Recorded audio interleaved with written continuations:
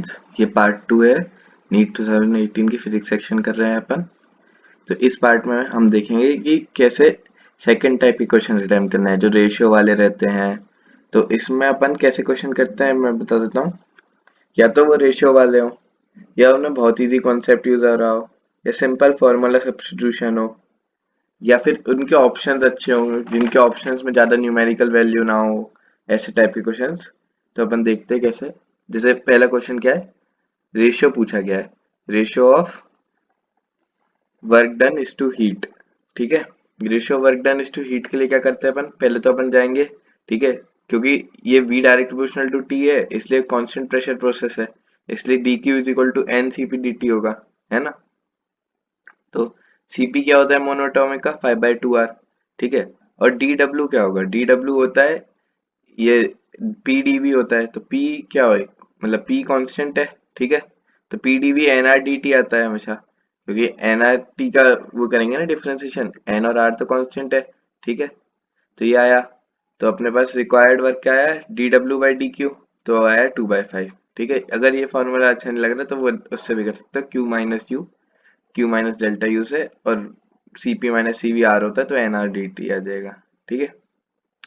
तो अपन next question देखते हैं। तो इसमें क्या बोला है, the fundamental frequency in an open organ pipe is equal to the third harmonic of a close organ pipe if the length of the closed organ pipe is 20 centimeter, the length of the open organ pipe is। तो ये simple easy concept based है और direct formula substitution करना है। तो close pipe का third harmonic क्या होता है, 3v/4l, ठीक है, ये फ्रीक्वेंसी होती है।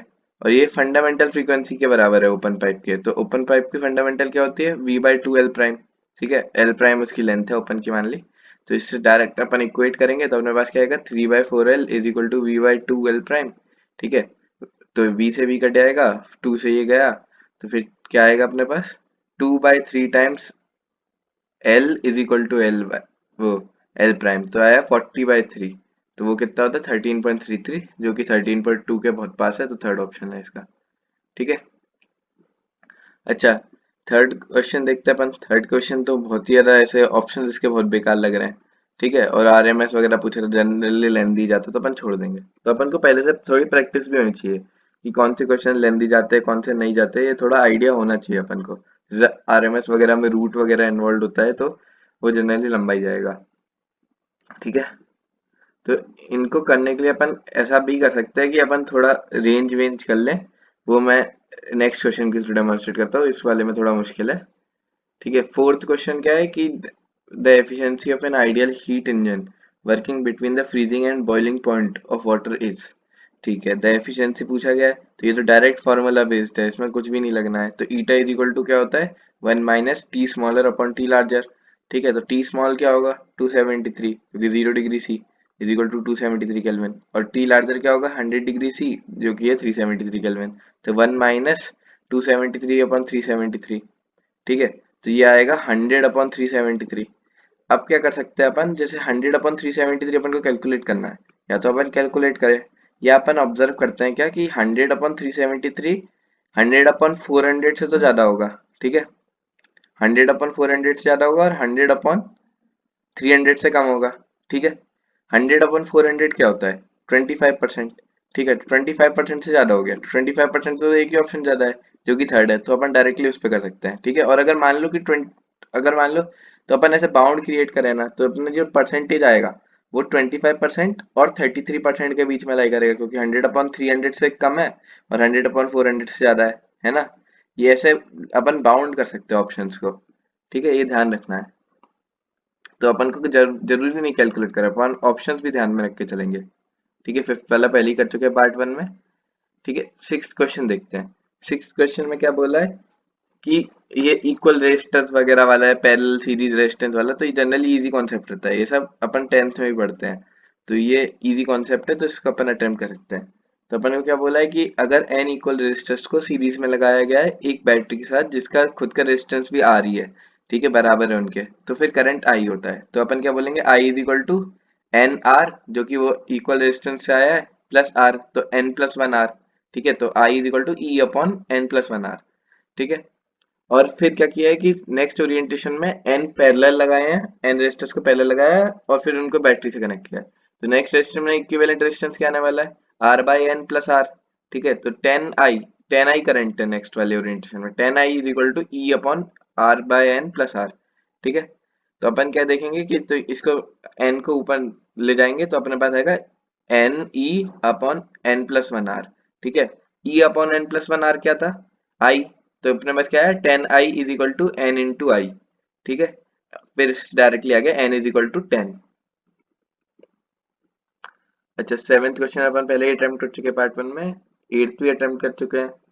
ठीक है, नाइन्थ क्वेश्चन में क्या है कि नाइन्थ क्वेश्चन में देखो वैल्यूज कितनी अजीब दिख रही हैं कि 5 8 9 6 वगैरह वगैरह, और ऑप्शंस भी बहुत करीब करीब है, तो इनको अपन छोड़ देते हैं जनरली। ठीक है, ऐसे क्वेश्चंस को।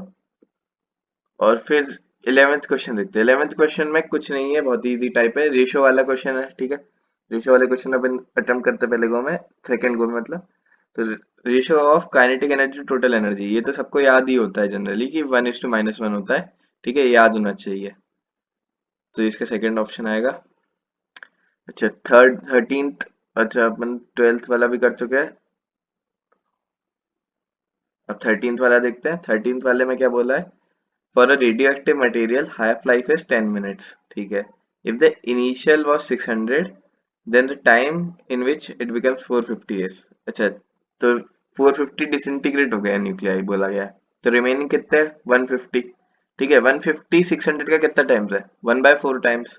ठीक है, तो 1/4 टाइम्स होने के लिए मतलब क्या है, पहले 1/2 हो गया एक हाफ लाइफ में, फिर दूसरी हाफ लाइफ में 1/2 का भी 1/2 हो जाएगा, तो कि 1/4 हो जाएगा, तो दो हाफ लाइफ लगेंगी जो कि 20 मिनट्स। ये वाला क्या था, ये बहुत ही इजी था, फॉर्मूला बेस्ड ही था एक तरीके से, तो इसमें कुछ ज्यादा कॉन्सेप्ट नहीं था, इसलिए अपन ने पहले को में किया। और ऑप्शंस देखो, ऑप्शंस कितने प्यारे प्यारे से हैं, 10 30 20 15। इस वाले में भी देख सकते हो आप ऑप्शंस कितने अच्छे से हैं, जो पिछले वाला किया था ना अपन ने 10 11 9, तो ये ऑप्शंस देख के भी अपन को जानना है कि कौन सा क्वेश्चन अपन को अटेम्प्ट करना चाहिए, कौन सा नहीं करना चाहिए। ठीक है, अब अगेन रेशियो वाला आया एक। ठीक है, when the light of frequency 2 mu naught new not is incident on metal plate, the maximum velocity is v1। ठीक है, तो अब उसको 5 न्यू नॉट कर देंगे, तो फिर अपनी वेलोसिटी v2 हो जाती है मैक्सिमम, तो रेशियो पूछा है v1:v2 का। अच्छा, तो अपन को क्या पता है कि के E max is equal to क्या होता है, जो अपनी incident H new minus H nu naught, जो कि थ्रेशोल्ड है। तो पहले केस में क्या आएगा, K E max is equal to H nu naught, क्योंकि H into two nu naught minus H nu naught, जो कि आएगा अपने पास एच न्यू नॉट। और सेकंड केस में क्या आएगा अपने पास 4 एच न्यू नॉट, क्योंकि 5 into H nu naught minus H nu naught. ठीक है, तो अपने पास जो होती है वो वी वन स्क्वायर के प्रोपोर्शनल होती है काइनेटिक एनर्जी, तो V one square by V two square क्या आएगा, 1/4। तो v1:v2 का रेशियो क्या आएगा, 1/2, उसका अंडर रूट हो जाएगा ना 1/4 का, तो 1:2 आएगा आंसर थर्ड। ठीक है, ये वाला भी रेशियो था, बहुत इजी क्वेश्चन था, डायरेक्ट फॉर्मूला ही था। तो 15th वाला भी इजी क्वेश्चन है। 15th वाले में क्या है कि कुछ नहीं करना होता है, करंट वरेंट बैलेंस करना होता है। और इसमें क्या देख सकते हैं अपन, इसमें क्या है कि ऐसे देखो, तो इस क्वेश्चन में अपन को टाइम कैसे बचाना है इन जनरल, मतलब इजी, कुछ ज्यादा ट्रिक नहीं है इसमें, पर टाइम बच सकता है इससे। अपन क्या देखेंगे कि अगर अपन पहले दो भी सॉल्व कर देते हैं ना, तो बीटा निकालने की जरूरत भी नहीं है अपन को, पहले दो से ही अपन यूनिकली डिटरमाइन कर सकते हैं कौन सा ऑप्शन आएगा। ठीक है, क्योंकि पहले दो सब में ही अलग है, जिसमें 25 है, इसमें 25 5 है, इसमें 40 10 है, इसमें 45 है, तो अपन पहले दो निकाल के भी इसको आगे बढ़ सकते हैं। ठीक है, तो अगर इसमें बोला गया है वीई इज इक्वल टू 0 है, ग्राउंड किया है, और वीसी इज इक्वल टू 0 है, तो वीसी यहाँ पे भी पोटेंशियल क्या होगा 0, और वीबी पे भी पोटेंशियल क्या होगा 0। ठीक है, तो दोनों पे पॉइंट्स पे 0 0 है, तो अपन इसके आई बी क्या बोलेंगे, V I minus 0 upon R B. ठीक है, जो कि आएगा अपने पास वी आई 20 दिया है, तो वी आई 20 देने का मतलब आई बी अपने पास आ जाएगा 40 माइक्रो एम्प सॉल्व करने पे। और ऐसे ही अपन आई सी निकालेंगे, आई सी क्या आएगा 20 माइनस 0 अपॉन 4 के से करेंगे तो अपने पास आएगा I C is equal to 5 milli amps. ठीक है, तो अपन ने आई बी और आई सी निकाल लिया, तो ऐसा एक ही ऑप्शन है, तो वो फोर्थ ऑप्शन हो गया। ठीक है, 16 तो 17 अपन पार्ट वन में अटेम्प्ट कर चुके हैं, 18th भी अपन पार्ट वन में कर चुके हैं, 19th वाला भी इजी कॉन्सेप्ट पे बेस्ड है। तो इसमें क्या बोला है कि अगर एक प्रिज्म है जिसका एंगल √2 है, ठीक है, और फिर वो इसकी एक सरफेस को मिरर कर दिया गया है, ठीक है, मतलब रिफ्लेक्टिंग बना दिया गया है। अब उसमें इंसिडेंट की गई है लाइट एक इंसिडेंस ऑफ एंगल आई पे, तो उन्होंने बोला कि for which angle it will retrace its path, और एंगल ऑफ प्रिज्म है 30। अच्छा, तो रिट्रेस करने के लिए क्या होना चाहिए कि मिरर पे परपेंडिकुलरली पड़ना चाहिए लाइट। ठीक है, तो ये बहुत ही इंपॉर्टेंट कॉन्सेप्ट होता है कि रिट्रेसिंग के लिए परपेंडिकुलर होनी चाहिए लाइट। तो फिर अपन ने क्या किया, परपेंडिकुलरली पड़ी लाइट, तो अगर ये परपेंडिकुलरली यहाँ पड़ी और ये 30 है तो ये 60 हो जाएगा एंगल, और ये 60 है तो फिर नॉर्मल से एंगल कितना हो जाएगा 30, क्योंकि ये 90 है तो ये वाला 30 हो जाएगा। तो √2 इंटू साइन 30 इज 1/√2। ठीक है, तो sine I is equal to 1/√2, तो आई इज इक्वल टू 45। अब इसमें क्या कर सकता है मैं, इसमें बहुत ईजी कॉन्सेप्ट है। देखो, अगर 30 डिग्री एंगल है तो उसमें कुछ ना कुछ 1/2 या √3/2 कुछ ऐसा ही आएगा। ठीक है, ऐसा तो है नहीं कि √2 का कोई से फैक्टर आ रहा है 30 साइन 30 वगैरह में। तो फिर अगर √2 आ ही नहीं रहा है कहीं से भी, और √2 अपना रिफ्रैक्टिव इंडेक्स है, तो कहीं ना कहीं जो एंगल ऑफ इंसिडेंस है उसके साइन में √2 आता होगा। ठीक है, तो वो बस एक ही ऑप्शन है 45 डिग्री, तो फिर डायरेक्टली है। अच्छा, तो ये इजी कॉन्सेप्ट था बहुत ज्यादा। और फिर देखते हैं अपन 20th क्वेश्चन। 20th क्वेश्चन में कुछ नहीं है, इसमें बोला है कि एक बार ऑब्जेक्ट को 40 पे प्लेस किया फोकल लेंथ 15 के साथ, और एक बार प्लेस किया 20 पे, तो उन्होंने पूछा displacement of the image will be. ठीक है, तो ऑब्जेक्ट को 20 पे डिस्प्लेस किया है तो दो बार मिरर फार्मूला लगाना है बस इसमें। ठीक है, एक बार मिरर फार्मूला ऐसे लगाया, ठीक है, तो अपने पास v आया -24।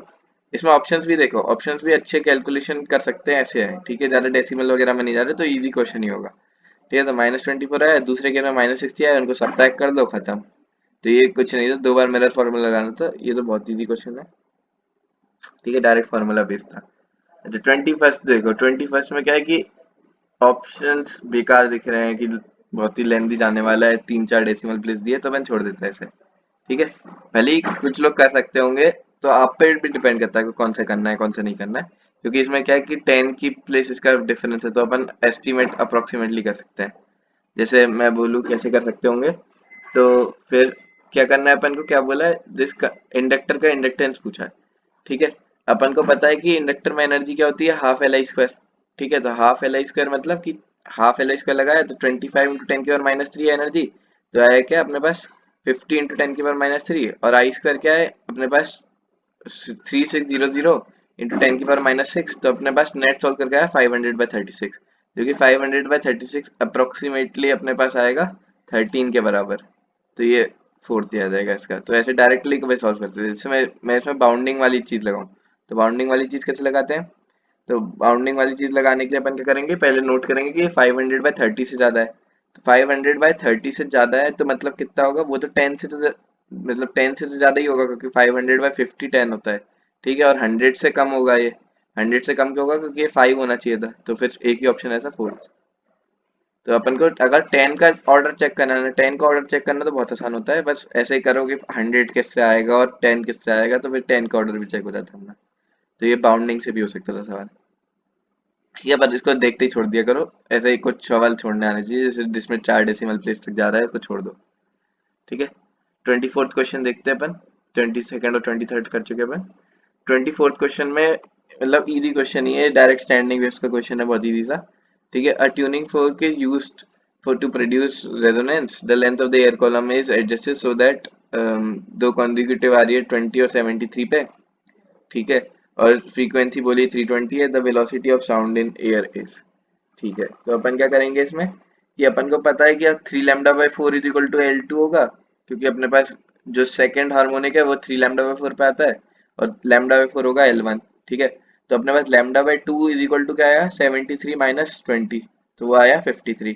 तो λ/2 इज इक्वल टू 53 है, और लैम्डा क्या होता है, v/न्यू। ठीक है, तो v इज इक्वल टू अपने पास आ जाएगा 2 न्यू L2 माइनस L1, जो कि है 2 × 320 × 53। ठीक है, तो अब इसमें क्या करना है कि अपन को डायरेक्ट कैलकुलेट कर सकते हैं, तो सिंपल सा कैलकुलेशन है। ठीक है, 2 × 53 जो कि होगा 106, 106 इंटू 320, तो ये मतलब ज़्यादा मुश्किल नहीं होना चाहिए कैलकुलेशन। इसको ऐसे कर सकते हैं अपन डिस्ट्रीब्यूटिव लॉ लगा के, 100 + 6 इंटू 320, तो 100 क्या आएगा, 100/6 मतलब 1.06 से करना है अपन को, तो 100 इंटू 320, तो अपना 320 तो रह ही गया, प्लस 0.06 इंटू 320, तो फिर 3.2 इंटू 6 करना है, तो फिर 1 कैरीड हो जाएगा, तो 19, तो फिर आ जाएगा 339। ठीक है, अच्छा ये वाला इजी क्वेश्चन है 25th, डायरेक्ट फॉर्मूला बेस्ड है। ठीक है, a pendulum is hung from roof sufficiently high, simple SHM कर रहा है, ठीक है।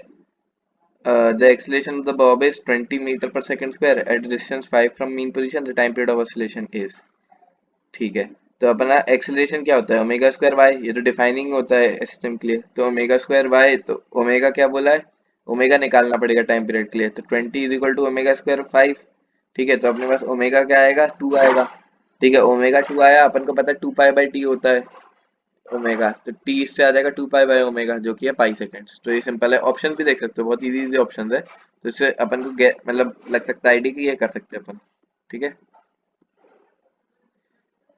26 में भी ऐसी फालतू से गंदे से ऑप्शंस दिए तो इसको भी छोड़ देते अपन, ठीक है।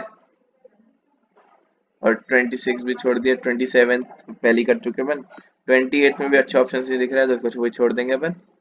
29th वाला भी इजी कॉन्सेप्ट बेस्ड है। 29th वाले में क्या बोला है, current sensitivity of a moving coil galvanometer है 5 डिवीजन पर milli ampere and its voltage sensitivity is 20 division पर वोल्ट, देन द रेजिस्टेंस। अच्छा, तो पर वोल्ट 20 डिवीजन मूव कर रहा है, तो मान लो कि अपन एक गैल्वेनोमीटर है उसके अक्रॉस 1 वोल्ट की बैटरी लगाते हैं, तो फिर उसका 20 डिवीजन से मूव करेगा वो, तो 20 डिवीजन से मूव करेगा तो मतलब 4 मिली एम्प पास हो रहा होगा उससे, क्योंकि 5 division correspond to 1 milli amp, तो 4 मिली एम्प पास हो रहा है और उसका वोल्टेज क्या है 1, तो फिर उसका आएगा 1/4 milli amp, that is 250 ohms. तो डायरेक्टली ये बहुत इजी क्वेश्चन था, ये फॉर्मूला अगर याद हो इससे भी कर सकते हैं, नहीं तो जनरली जो मैंने आइडिया बताया वो होता है सेंसिटिविटी का। 30th क्वेश्चन भी अपन पहले कर चुके हैं, 31st तो 32nd वाला कर सकते हैं अपन। 32nd में क्या है, ऑप्शन देखो इतने इजी ऑप्शन दिख रहे हैं, 0.8, 0.4, 0.5, 0.25, तो ये वाला करेंगे अपन, चाहे तुम इजी कॉन्सेप्ट पे ही भेज दे एक बहुत का। तो इसमें क्या बोला है, क्या है कि एक मास एम है, वो कोलाइड करता है एक रेस्ट पे ब्लॉक है 4m का उसके साथ, ठीक है। उसकी वेलोसिटी इनिशियली v थी, तो अपन कोलाइड करेंगे, फिर क्या करता है जो छोटा वाला मास है ना m का, वो रेस्ट पे रहता है, तो पहले तो मोमेंटम कंजर्वेशन लगाएंगे, तो मोमेंटम कंजर्वेशन क्या था, M V is equal to 4m v, मतलब जो उसकी फाइनल वेलोसिटी है v प्राइम मान लेते हैं, तो 4m v prime is equal to M V, तो v प्राइम क्या आएगा अपने पास v/4, ठीक है। तो अपने पास क्या होता है, कोएफिशिएंट ऑफ रेस्टिट्यूशन, सेपरेशन की वेलोसिटी अपन अप्रोच की वेलोसिटी, सेपरेशन की वेलोसिटी क्या है v/4, अप्रोच की वेलोसिटी क्या है v, तो 1/4, तो 1/4 0.25 होता है, ठीक है। और 33rd वाला नहीं करने की जरूरत है, कर चुके अपन। 34th वाला अपन करते हैं, 34th वाला सिंपल काइनेमेटिक्स का क्वेश्चन है। 34th वाले में क्या बोला है कि एक टॉय कार है, उस पर एक चार्ज क्यू रखा है, ठीक है, उसे इलेक्ट्रिक फील्ड के इन्फ्लुएंस में मूव करा रहे हैं, उसकी वेलोसिटी इंक्रीज होती है 0 to 6, ठीक है, इन 1 सेकंड, उसका एक्सीलरेशन ऑब्वियसली 6 मीटर पर सेकंड स्क्वायर हो गया, मतलब ये सिंपली। और फिर the car continues to move for 2 और more second under the influence, ठीक है, 2 मोर सेकंड्स के लिए मूव कराते हैं उसको, तो 0 से 3 के बीच में उसका एवरेज वेलोसिटी एवरेज डिस्प्लेसमेंट होता है, ठीक है। तो अगर उसका एक्सेलरेशन देखो, अब क्या हो रहा है कि अगर उसको सिमेट्रिकली उसको माइनस ए दिया है, तो वो t इज इक्वल टू 1 पे 6 पहुंचा, तो t इज इक्वल टू 2 पे क्या पहुंच जाएगा, 0 वापस पहुंच जाएगा, और फिर वापस 6 पहुंच जाएगा उल्टी डायरेक्शन में, तो हाफ ए टी स्क्वायर इसमें मूव किया, तो हाफ ए टी स्क्वायर कितना आएगा 3, 3 इधर भी मूव करेगा और -3 इधर मूव करेगा, तो अगर टोटल डिस्टेंस देखे तो 9 आया और 3 सेकंड मूव किया, तो स्पीड क्या आएगी 3, और फिर अगर वेलोसिटी पूछा रहा है तो 3 टोटल डिस्प्लेसमेंट है, तो उसकी वो क्या आएगा एवरेज डिस्प्लेसमेंट, एवरेज मतलब सॉरी एवरेज वेलोसिटी क्या आएगी 3 -3/3, जो कि आएगा 1, तो उसका मैग्नीट्यूड बोला गया है तो वो कर देते, टोटल डिस्प्लेसमेंट क्या है 3, -3 नहीं सॉरी, तो 1 आ जाएगा उसका। 35 कर चुके अपन। 36 वाला भी इजी फॉर्मूला भेजा, आर क्रॉस एफ पे बेस्ड है, ठीक है। तो आर क्रॉस एफ करना है, तो अपन को ओरिजिन क्या बोला गया है 2 -2 -2, ठीक है। तो अपना R vector minus R O vector कितना आएगा, वो आएगा कितना 0 0 2 -1, ठीक है। अपन आर क्रॉस एफ कर देंगे डायरेक्ट, तो अपन को क्या देखना है कि इसमें जो अपन पहले तो भी सॉल्व कर देना तो भी अपना क्वेश्चन हो जाएगा, ये थर्ड वाला कंपोनेंट निकालने की जरूरत नहीं है, इसमें भी अपन थोड़ा टाइम बचा सकते हैं। तो फर्स्ट जो निकाला तो -7 -4 आया, तो डायरेक्टली अपना ऑप्शन फोर्थ हो गया, ठीक है। 37th भी लंबे से ऑप्शन है, बहुत ही पास पास ऑप्शन है, इसको छोड़ देंगे अपन। 38th वाला कर चुके हैं, 39th वाला कर चुके हैं, 40th वाला भी कर चुके हैं अपन। 41st वाला डायरेक्ट फार्मूला भेज दिया, इसमें से मोमेंटम इनर्शिया का फार्मूला पता होना चाहिए। तो अपन को क्या पता है कि के आर क्या होता है, के आर होता है हाफ आई ओमेगा स्क्वायर, तो हाफ आई ओमेगा स्क्वायर, और प्योर रोलिंग बोला है तो omega square is equal to क्या होगा, सॉलिड स्फीयर का बोला गया है तो आई क्या होगा 2/5 mr स्क्वायर, और ओमेगा स्क्वायर क्या होगा v²/r²। तो अपने पास क्या आ जाएगी के आर हाफ इंटू 2/5 mv²। ठीक है, और के टी क्या है अपने पास, के टी होता है हाफ mv², तो के आर प्लस के टी क्या आया, हाफ इंटू 7/5 mv²। तो इसका रेशियो निकालेंगे अपन, के टी क्या है हाफ mv², तो कैंसिल हो जाएगा और आएगा अपना 5/7 आ जाएगा, ये देखो ऐसे। तो ये डायरेक्ट सब्स्टिट्यूशन किया, 7/10 आया, उसको डायरेक्ट डिवाइड कर दिया। ठीक है, ये भी रेशियो वाला इजी सा क्वेश्चन था। तो 43rd डायरेक्ट फार्मूला बेस्ड है, ये भी इजी क्वेश्चन है। तो 43rd वाले क्वेश्चन में क्या है अपने पास कि बोला गया कि अगर लैम्डा नॉट पे मैक्सिमम थी पहले, ठीक है, फिर 3 लैम्डा, फिर टेम्परेचर चेंज किया अपन ने, तो उसका 3/4 लैम्डा नॉट पे आया, तो अपन को बताना कि पावर कितने टाइम्स हो जाएगी। तो मतलब बेसिकली पावर, अच्छा ये वीएनस डिस्प्लेसमेंट लॉ और स्टीफन लॉ का क्वेश्चन है। तो पहले अपने क्या हो जाएगा, अपन को पता है lambda T is equal to constant होता है वीएनस डिस्प्लेसमेंट लॉ से। तो वीएनस लॉ से अपने पास जो फाइनल टेम्परेचर है वो आ जाएगा 4/3 टी। ठीक है, अगर 4/3 टी आया और अपन को क्या पता है power is directly equal to T की पावर 4 स्टीफन्स लॉ से, तो अपने पास क्या आ जाएगा P2 इज इक्वल टू आ जाएगा 4/3 टाइम्स, फिर 4/3 की पावर 4 टाइम्स P, तो आ जाएगा वो 256/81। तो ये भी इजी रेशियो वाले टाइप का था एक क्वेश्चन, तो इसको बाद में करा अपन ने। अच्छा ये वाला इजी क्वेश्चन है, इसमें डायरेक्ट फॉर्मूला लगना है, यंग्स मॉड्यूलस सेम होता है किसी भी वायर का जो भी सेम मटेरियल, ये ध्यान रखना। तो बोला है कि दो वायर है, उनका सेम मटेरियल सेम वॉल्यूम है। ठीक है, उनका क्रॉस सेक्शन एरिया पहले वाले का ए है, दूसरे वाले का 3 है, तो सेम वॉल्यूम है, तो सेकंड वाले की लेंथ क्या हो जाएगी L/3, अगर पहले वाले की L है तो। ठीक है, अगर पहले वाले की लेंथ अपन ने बढ़ाई डेल्टा एल से, तो दूसरे वाले की लेंथ भी अगर डेल्टा एल से बढ़ानी है तो कितना फोर्स चाहिए होगा, अगर एफ फोर्स डेल्टा एल पहले वाले की बढ़ा रहा है। ठीक है, तो इसमें डायरेक्ट यंग मॉडुलस इक्वेट करेंगे अपन। तो यंग्स मॉडुलस पहले वाले का क्या आएगा, F/A अपॉन डेल्टा L/L। ठीक है, और दूसरे वाले का क्या आएगा, F'/3A अपॉन डेल्टा एल, क्योंकि सेम डिस्प्लेसमेंट करना है, अपॉन L/3। तो इससे क्या आ जाएगा अपना F' is equal to 9F, तो इसका थर्ड ऑप्शन आ गया। ठीक है, और 45 वाले भी गंदे ऑप्शन थे, इसको भी छोड़ देंगे अपन। तो अपन इधर भी देख सकते हैं, अपन ने लगभग 20 क्वेश्चंस कर लिए हैं। तो अपन टोटल में अप्रोक्सीमेटली 40 क्वेश्चंस कर चुके हैं पार्ट 1 और पार्ट 2 मिला के। तो बस 5 क्वेश्चन बचे हैं, और इसमें अपन को मुश्किल से लगे हैं 35 मिनट। मैंने आपके सामने सॉल्व किए सारे, आप तो पेपर पेन के साथ सॉल्व करोगे, आपको तो और कम टाइम लगना चाहिए। तो मान लेते कि अपन 35 मिनट में भी सॉल्व कर लेते, तो अपन अगर 5 क्वेश्चन बचे तो पर 2 मिनट के हिसाब से 45 मिनट में फिजिक्स हो गई, जो कि आइडियली 1 आवर दे सकते हो अपन, 1 आवर तक भी खींच सकते हो, तो कोई जल्दी नहीं है। तो इसको प्रैक्टिस करना बहुत ज़्यादा, इसकी प्रैक्टिस के साथ आ जाएगा आपको कि ये स्पीड कैसे बढ़नी है, ऐसे रेगुलरली करना, ऑप्शन एलिमिनेशन वगैरह, बाउंडिंग करना वैल्यूज की, कि 100/400 वाली जो कॉन्सेप्ट बताया था ना मैंने, इससे जल्दी क्वेश्चन सॉल्व होते हैं। ठीक है, और आप पे भी डिपेंड करता है कि आप कौन सा सवाल पहले अटेम्प्ट कर रहे हैं, कौन सा नहीं कर रहे हैं। तो अगर अपन ऐसे देखें, जैसे मेरे को स्टैंडिंग वेव्स के मैंने बहुत किया, बहुतों को अनकंफर्टेबल लगता है स्टैंडिंग वेव्स के साथ करना, तो उसको छोड़ सकते हो, ऐसे 2 क्वेश्चन छोड़ने में कुछ जा नहीं रहा है। ठीक है, तो आज के लिए इतना ही, थैंक यू।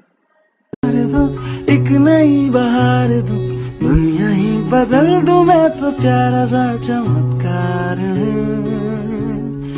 मैं किसी का सपना हूँ, आज बन गया है सच, अब ये मेरा सपना है कि सबके सपने सच मैं करूँ।